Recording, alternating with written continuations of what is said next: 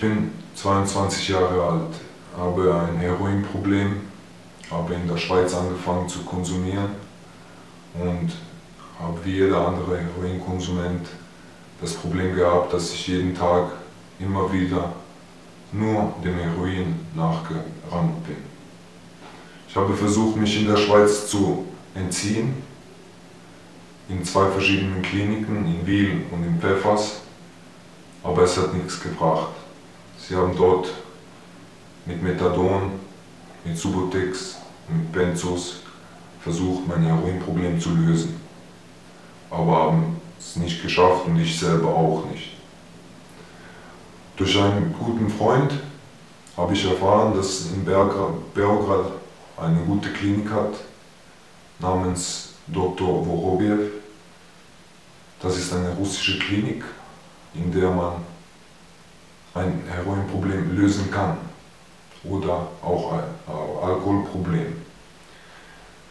Ich habe dann ein Ticket gekauft und bin nach Belgrad geflogen, um in diese Klinik zu gehen. Dann bin ich angekommen und sie haben sofort mir ein Zimmer gegeben und mit mir geredet.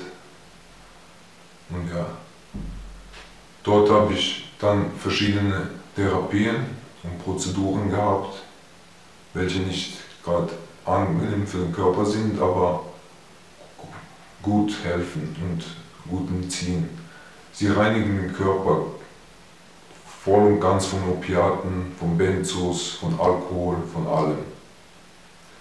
Und am Schluss hatte ich eine letzte Prozedur, wie eine Hypnose war das. Dort habe ich meine größten Erlebnisse gehabt. Dort habe ich wie mich selber gesehen in einer anderen Welt, wie ich weg von den Drogen komme, wie ich alles rausspucke. Es hat mir sehr geholfen und ich bin sehr dankbar, dass es so eine Klinik auf dieser Welt gibt.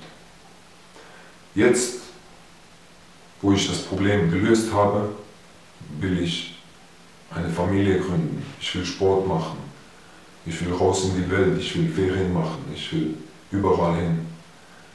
Und ja, ich danke Dr. Vorobiev, dass er diese Klinik aufgemacht hat und mich zu einem normalen Menschen zurück transportiert hat.